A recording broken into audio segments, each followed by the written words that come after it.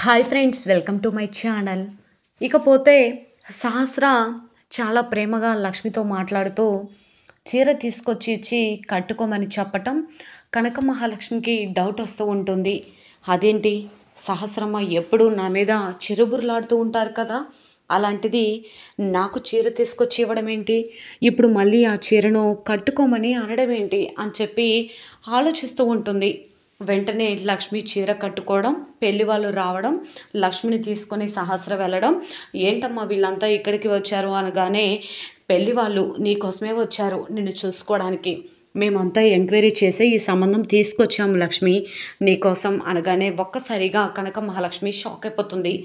ఏంటమ్మా ఏం మాట్లాడుతున్నారు మీరు, నాకు పెళ్లి సంబంధం తీసుకురావడం ఏంటి, నాకు ఈ పెళ్ళి ఇష్టం లేదమ్మా అని అంటూ ఉంటే పద్మాక్షి ఇంకా, ఏ లక్ష్మి మేము చెప్పినట్లు చేస్తావా చేయవా, అయినా నీ పర్మిషన్ తీసుకోవాలని నాకేం లేదు అని అనగానే, నా పెళ్ళి నాకు ఇష్టం లేకుండా బలవంతంగా చేయడానికి మీరెవరమ్మా అని అంటూ ఉండగా, పంతులు గారు తాంబూలాలు మార్చుకోవచ్చా అనగానే, మార్చుకోండమ్మా అని అనగానే మార్చుకోవడానికి వసతి వచ్చి పట్టుకోవడం, వెంటనే ఆ తాంబూలాలన్నీ కూడా విసిరి కొడుతుంది కనక మహాలక్ష్మి.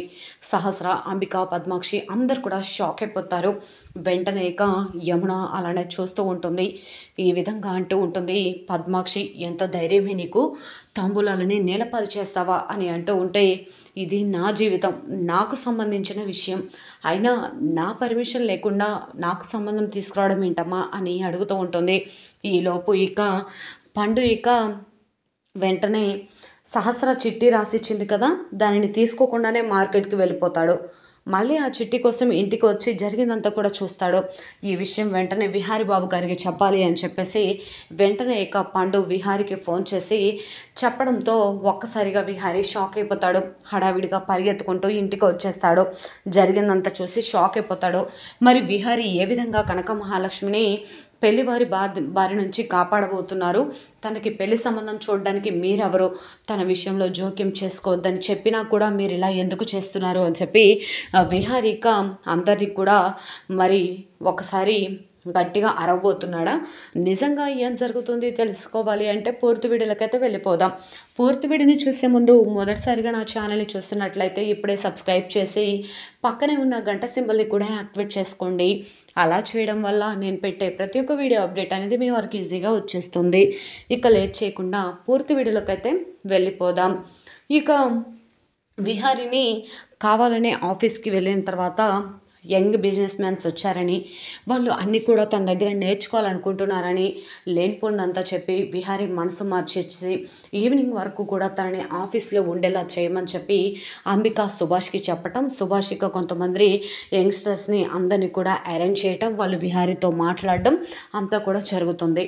ఇకపోతే సహస్ర ఇక ఎలాగైనా ఈ పండుగని బయటకు పంపించేయాలి అని చెప్పి వెంటనే పండు దగ్గరికి వచ్చి, ఏం చేస్తున్నావు పండు అనగానే, అమ్మ కూరగాయలు కోస్తున్నానమ్మా అని అంటూ ఉంటే, అవునా ఈరోజు ఏం కూరలు ఏం స్పెషల్స్ అని అడుగుతూ ఉంటే, అమ్మ భలే అంటున్నారే ఊరుకోండి, నేను కూరలు చేయడం మీరు తినడమా, నేను కూరగాయలు కోయడం వరకేనమ్మా, కూరలు అంటలు అన్నీ కూడా చేసేది లక్ష్మమ్మనే అనగానే, అవునవును సరేలే కానీ ముందు ఈ చీటీలో రాసినవన్నీ తీసుకురా అనగానే, కూరగాయలన్నీ ఉన్నాయమ్మా అని అంటూ ఉంటే, నేను వెళ్ళమన్నది సూపర్ మార్కెట్కి అని అంటూ ఉంటే, సూపర్ మార్కెట్కి సంబంధించిన వస్తువులు కూడా అన్నీ ఉన్నాయమ్మా అని అంటూ ఉంటే, నీకు ఎంత చెప్పినా అర్థం కావట్లేదా, సూపర్ మార్కెట్ అంటే ఓన్లీ మార్కెట్లో ఉండేవేనా ఇంకేమీ ఉండవా అని అంటూ ఉంటే, సరేనమ్మా అని చెప్పేసి అంటూ ఉంటాడు.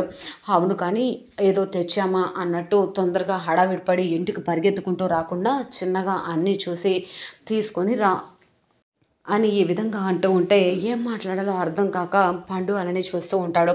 వెంటనే ఈ విధంగా అంటూ ఉంటుంది సహస్ర, త్వరగా తీసుకొని వచ్చి అన్ని బ్రాండ్ లేనివి తీసుకురావద్దు, అన్నీ చూసి ఆచితూచి తీసుకొనిరా, లేకపోతే ఈరోజే నీకు ఆఖరి రోజు అవుతుంది ఈ ఇంట్లో అని చెప్పడంతో, సరేనమ్మా అని చెప్పేసి పండు అంటూ ఉంటాడు. వెంటనే ఇక మార్కెట్కి బయలుదేరతాడు.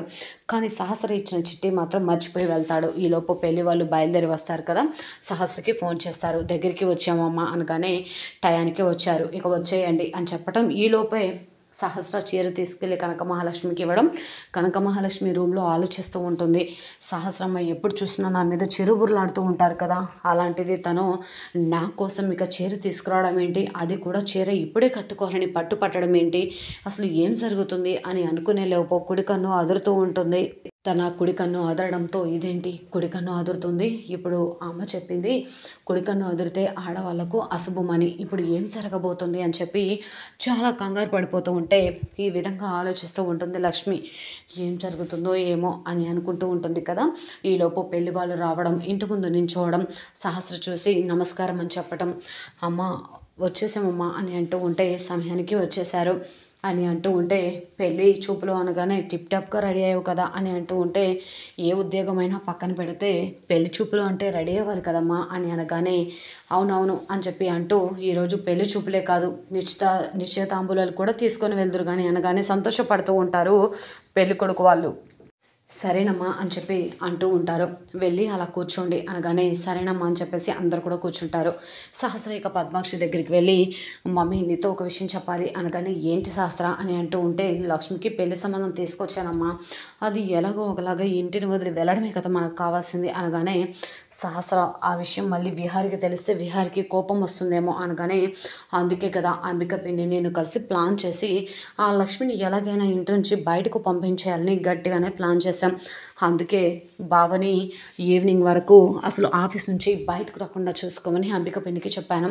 ఇక బావ ఈవినింగ్ వరకు రాడమ్మా, ఈలోపు లక్ష్మికి పెళ్లి చూపులు మనం అరేంజ్ చేశాం కదా, ఆ పెళ్లి చూపులు తర్వాత పెళ్లి చూపులు అయిన తర్వాత నిశ్చితాంబూలలో పుచ్చుకుంటే దీనికి పెళ్లి సంబంధం కుదిర్చిన వాళ్ళం అయిపోతాం అని అంటూ ఉంటే, సరే సరే మంచి ఐడియా బాగుంది అనగానే నువ్వు వెళ్ళి వాళ్ళతో మాట్లాడు మమ్మీ, నేను వెళ్ళి లక్ష్మిని తీసుకొస్తానని చెప్పి సహస్ర పైకి వెళ్తుంది. లక్ష్మి అప్పుడే చీర కట్టుకొని రెడీ అవుతుంది. లక్ష్మి రెడీ అయ్యావా అని చెప్పి డోర్ తీయగానే చీరలో లక్ష్మిని చూసి షాక్ అయిపోతుంది సహస్ర. ఈ చీరలో లక్ష్మి చాలా అందంగా ఉంది అని అనుకుంటూ ఉంటుంది. సరే రా లక్ష్మి నీకోసం కింద వెయిట్ చేస్తున్నారు అనగానే, ఎవరు వెయిట్ చేస్తున్నారమ్మా అనగానే, చెప్తాను కదా రా అని చెప్పి సహస్ర ఇక లక్ష్మి చేపట్టుకొని లాక్కొని వస్తుంది. ఈలోపు పద్మాక్షి పెళ్లి వాళ్ళతో మాట్లాడుతూ ఉంటుంది. ఇక పండు కొంత దూరం వెళ్ళిన తర్వాత తను తీసుకువెళ్ళే చిట్టి ఇక మర్చిపోవడంతో, అయ్యో మతుమరుపు చిట్టి మర్చిపోయానే, ఇక అక్కడికి వెళ్ళాక గుర్తు రాలేదు, వెంటనే వెళ్ళి చిట్టి తెచ్చుకోవాలని చెప్పి ఇంటికి రావడంతో పెళ్లి వాళ్ళు అక్కడ అందరు కూడా కూర్చొని ఉండడం చూసి షాక్ అయిపోతాడు పండు. ఇక సహస్ర లక్ష్మిని తీసుకురావడం, అక్కడ పెళ్లి వాళ్ళు కూర్చోవడం, ఇదంతా లక్ష్మికి లక్ష్మమ్మకి ఎన్నో ఇబ్బంది పెడుతున్నారని చెప్పి పండు అర్థం చేసుకొని వెంటనే విహారికి ఫోన్ చేస్తాడు.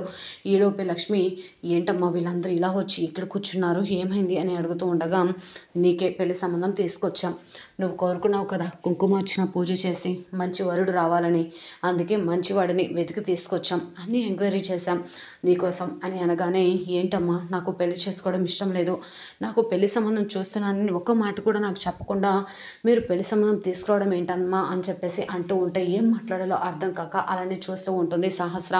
మరి నిజంగా పండు ద్వారా నిజం తెలుసుకున్న విహారీ మరి కనక మహాలక్ష్మికి జరుగుతున్న అన్యాయాన్ని ఆపబోతున్నాడా?